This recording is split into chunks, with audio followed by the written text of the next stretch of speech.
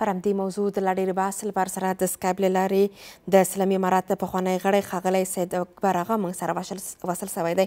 سلامونه آغا صاحب، وخت بخیر. که دا راته ووایي چې یو ځل بیا د امریکا د پخوانیو پوځیانو اندېښنې د افغانستان له خاورې څخه د ګواښ او د برید په تړاو د څه لپاره دي؟ بسم الله الرحمن الرحیم. سلامونه تاسو ته او ستاسې همکاران، تاسو ته چې اورېدونکو ته وایي. زما فکر باندې که سړی وګوري نو کې مخته ولاړ سي، سابقه چې امریکایان افغانستان ته راغله د القاعدې موضوع د دوی یو بهانه وه افغانستان ته د راتګ. دوی وختي چې د روسانو په مقابل کې افغانان جنګېدل، دوی هلته دوه غرض او دوه مطلبه درلود. یو دا و چې هغه روسیه چې د دوی غټ عارف و، هغه اتحاد شوروي چې د دوی غټ عارف و، هغه ته ماته ورکړي، او دوهم دا چې د هغه د ماتې سره سم دوی ته زمینه برابره سي چې دوی اسیا ته داخل سي. نو زما فکر باندې په هغه دغه کې دوی ناکامه راغله، ځکه چې هغه بهانه چې دوی وکړله چې دلته په افغانستان کې القاعده ده او د په دې نامه باندې دوی افغانستان ته را داخل سوله. دلته د افغانستان د ملت کرکه د دوی سره پیدا سوله او د دوی په مقابل کې مجاهدین راپورته سول او جهاد یې وکړي، د طالبانو سره ودرېدل ملت افغانستان ټول. دوی 20 کاله دلته تېر کړل او په دا 20 کاله کې هېڅ لاسته راوړنه دوی نه درلوده، دوی د افغانستان څخه ووت. اوسني حالاتو کې زما فکر باندې دا خبرې دوی د څو مطلبو دپاره کوي.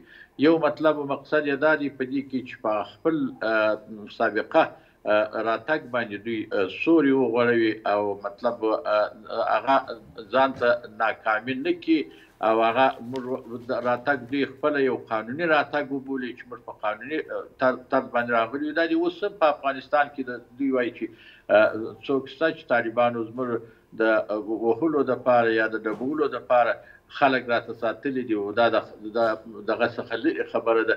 یو مطلب یې دا دی. دوهم مطلب یې دا دی چې اوسني حالاتو کې چې موږ وګورو چې دنیا دوی تر خپل تاثیر لاندې راوستلې ده، نړۍ تر تاثیر لاندې راوستلې ده، د عدم رسمیت، د عدم تعامل د افغانستان د دغه حکومت سره په دغه معنا باندې دی چې دوی غواړي چې په افغانستان کې نورو هم د نورو لارو، یعنې غیر د پوځي لارو نورې لارې دوی وسنجوي چې په هغه لارې باندې دوی په افغانستان کې داسې حکومت جوړ کړي چې په هغو کې د دوی پوره لاس وي او پوره دخل وي. اوس هغه صاحب، بله بیا دلته څومره امکانات شته چې د دوی د لاس وهنو پر اساس باندې د حکومت جوړ شي یا حکومتي چارې د دوی د غوښتنو پر اساس باندې مخته لاړ شي؟ یوه دا نقطه او بله مسله چې تاسو ورته اشاره درلودله چې امریکا یو ډول په خپله هغه ماموریت باندې پرده اچول غواړي چې هغوی په افغانستان کې ناکام شول. خو که چیرې دوی پرده اچوي بیا افغانستان کې روان امنیتي وضعیت خرابوي، دلته څومره د امنیت په تړاو باندې اندېښنې زیاتېدلی شي؟ نو داسې دي، دوی خو اوس ډېرې لارې په کار باندې اچولي دي. که سړی داسې څه اشاره ورته وکړي، ټول هغه شیان دي چې په خپل د خپل وجود په وخت کې دوی دې ته هېڅ دغه نه کړی، التفات نه و کړی. که وګورو د دوی د وجود په وخت کې دلته افغان شموله نه و، هغه افغان شموله چې هغه افغانان نن غواړي، او د دوی د وجود په وخت کې ترهګري زیاته سوې وه. که سړی وګورو د دوی په وجود په وخت کې مواد مخدر زیات سوي وه، د دوی د وجود په وخت کې بې امنیتي زیاته سوې وه. البته دوی اوس په اوسني حالاتو کې چې هم امنیت راغلی دی او هم مثلا د مواد مخدر د منځه تللي دي، داسې نور ځینې کارونه دلته په افغانستان کې شروع دي چې هغه د دوی په وجود په وخت کې نه وه شروع. خو البته دوی بیا هم نن زما فکر باندې دوی بانې لټوي، داسې ځینې نور حربي دوی مستعمروي، د تعلیم په نامه باندې حربه ده. که څه هم دا د افغانانو خپل داخلي کار دی، یعنې ضرور دی چې افغانان د تعلیم لپاره یو چوکاټ جوړ کړي، یو طریقه جوړه کړي. خو دا د خارجي مداخله ده چې دوی د دوی د طرفه دا خبره یادېږي. یا مثلا د مهاجرینو موضوع ده، دا هم یو حربه ده چې پاکستان یا همسایه ملک چې افغانستان د همسایه څه هم خرابېږي، همسایه هم د همسایه څه جوړېږي. نو دا چې دوی راولاړېږي د پاکستان او د افغانستان ترمنځ بدبیني راولي، دا هم د دوی یو حربي دي. دا ټول حربي دي چې دوی اوس دلته مستعملوي دپاره د دې چې افغانستان، ملت د افغانستان او د حکومت او د ملت تر مابین بې اعتمادي راولي او لرېوالي راولي، ځکه چې دا واقعیت دی. که چیرې دلته فقر رالي، مسکنت رالي، دربدري په افغانستان کې راله، ملت به خامخا د حکومت څخه دا غواړي چې ماته تجارت برابر کړه، ماته ډوډۍ برابره کړه او ماته خوراکه برابره کړه. نو دا شیان چې دي دا ټول دوی په کار باندې اچولي دي چې دغسې یو سلسله راولي او اساس چې هم په خپله راتګ باندې چې دلته راغلي وه پرده وغوړي. خلک به دا وایي چې ولا دغه د امریکا راتګ چې دلته وداله شو په هغه وخت کې ابادي وه مثلا چې فرض کړه یا څنګه وه، یا رښتیا هم دلته دغه کیسې شته چې دوی یادوي، یا داسې ځینې خلک د دوی د باندې باسي و چې هغه هم د دې دپاره چې په مخالفت کې ودرېږي. دا ټول هغه شیان دي زما په فکر باندې چې دوی بیا په خپله د راتګ باندې په خپله ناکامۍ باندې پرده وغوړوي او خپل راتګ قانوني وبولي او د افغانستان په ګټه یې وبولي او دغه رنګه د بل د حکومت لپاره چې داسې حکومت جوړ کړي چې په هغه کې طالبان کوي یا که نه وي، یا مثلا چې فرض کړه د دوی خپل خلک چې د دوی روزینه خلک وي هغه پکې داخل کړي او دوی د افغانستان څخه لاس ونه وځي. بله بله، خو هغسې دلته بیا د امریکا څرګندونو باندې که موږ تاسو بحث لرو، خورا ډېر زیات یې متفاوتې او بېلابېلې څرګندونې کوي. کله امریکا وایي چې ګواکې له افغانستان څخه هېڅ ډول ګواښ اوس د دې لپاره متوجه نه دی. همه بیا تازه دوه جنرالانو ویلي دي چې له افغانستان څخه د دوی لپاره ګواښ دی، ممکن د دوی پر پوځیانو باندې دې برید وشي. ولې دغه څرګندونې په یو حالت باندې نه پاتې کېږي؟ د کما چې وویله چې دوی پروګرام نه لري، دا خبره دوی دا چې په واقعیت باندې بنا خبره نه ده. کومه خبره چې په واقعیت باندې بنا وي هغه د پروګرام سره وي. نو د پروګرام سره خبره چې دا هغه ضدیت او نقیض یو د بله نه سره لري. دا چې بې پروګرامه خبره وي هغه خامخا دغسې راځي، هغه ضد و نقیض خبرې راځي. یو طرف یو رقم باندې خبره کوي، بل طرف بل رقم خبره کوي. نو بې پروګرامه خبرې په واقعیت باندې بنا خبره نه وي.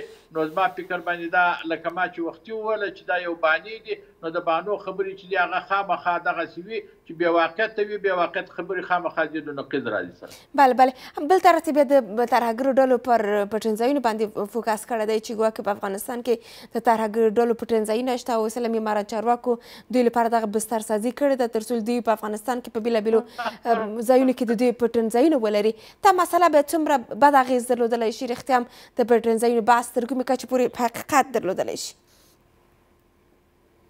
نو موږ خو په دې باندې پوه یو، موږ د افغانستان خلک یو، په افغانستان کې یو او افغانستان کې زه خپله په واقعیت باندې که داسې یو موضوع وي چې هغه د افغانستان د ملت و د ولس و د افغانستان د اسلامي نظام په تاوان وي، زه خامخا که طالب دا کار کوي وایم او که نور یې کوي دا کار وایم. نو زه خپله چې اوس موږ وینو دلته په افغانستان کې دلته د القاعدې موضوع په افغانستان کې شته او نه نور خلک چې هغه د منځنۍ اسیا په سطح باندې خلک پخوا دوی یادول او دا شته. زه فکر کوم چې ځینې خلک چې هغه د افغانستان د همسایه‌ګانو په زیان باندې و د هغو د سره هم طالبانو مقابله او مخالفت کړی دي. نو زه فکر کوم چې دا خبره بې واقعیته ده، کوم واقعیت نه لري.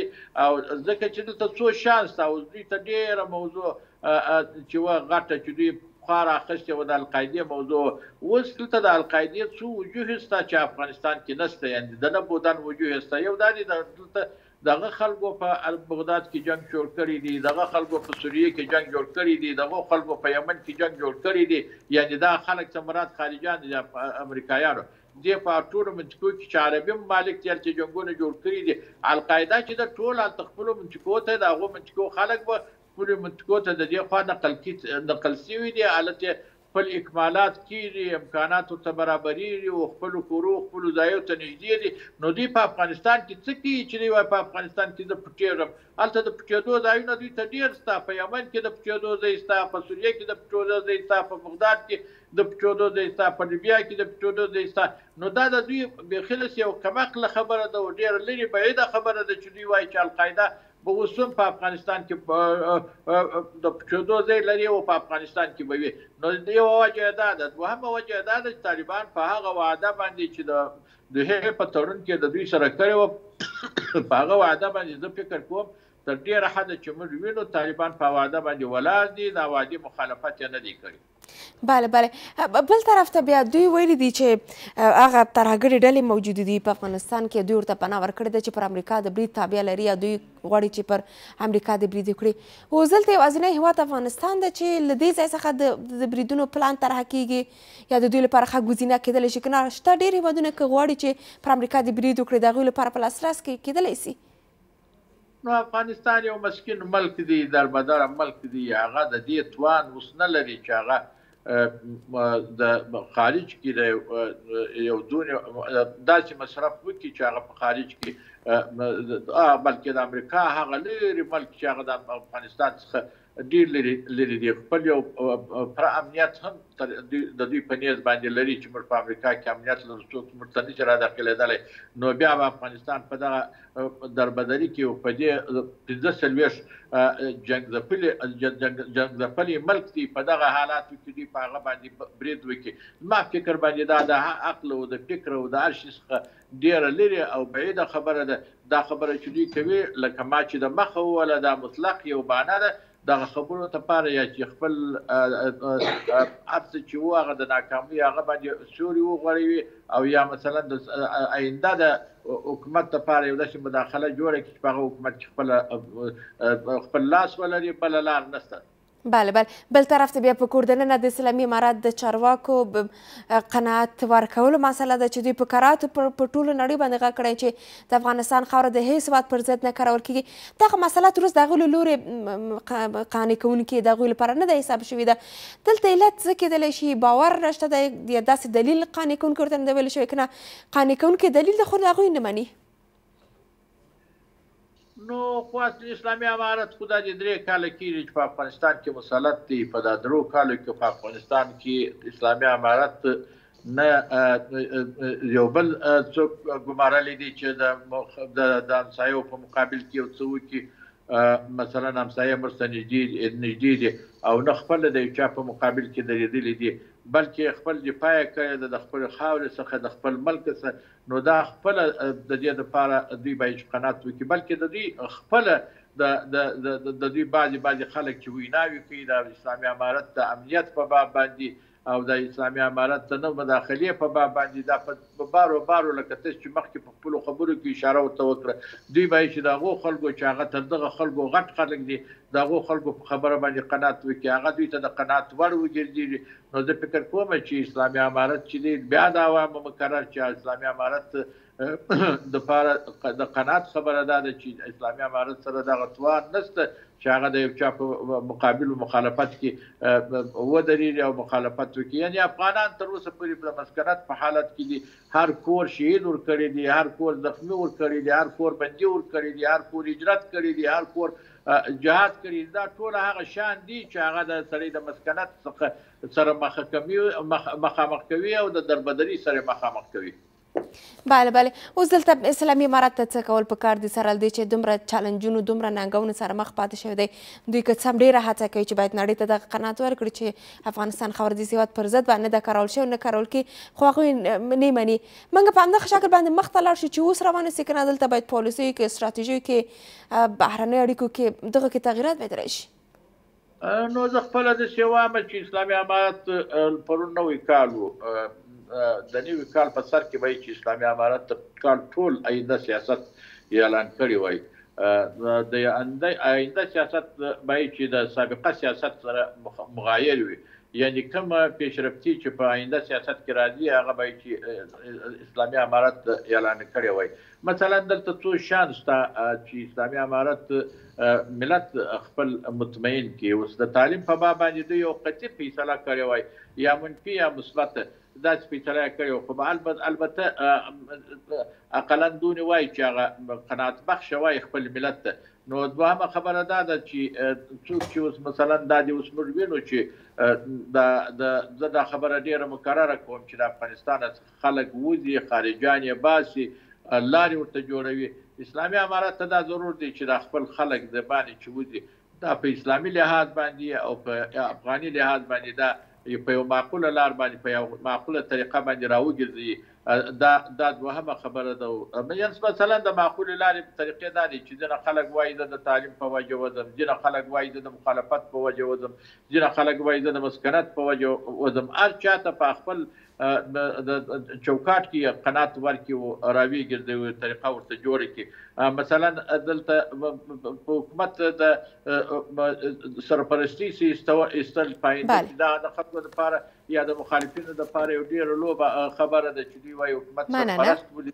د دې لپاره یو طریقه جوړه کړي او نور خلک په حکومت کې د ځان سره د ټولو قومو د ټولو ژبو دا د ځان سره ملګري کړي چې هغه د افغان شموله موضوع هم د منځه د دوی ووځي. مننه آغا صاحب، مننه کوم. ملت افغانستان غواړي نو داسې په دې مثل باندې نور دوی یو آینده لپاره یو داسې سیاست اعلان کړی وای چې هغه د ملت لپاره هم د قناعت سبب ګرځېدلی وای، د خارجیانو لپاره هم داسې وای چې د مداخلې لاس مننه ډېره زیاته مننه ژوندی اوسئ. مننه. د اسلامي امارات پخوانی غړی ښاغلی سید اکبر آغا و چې موږ سره یې بحث کې ګډون وکړ.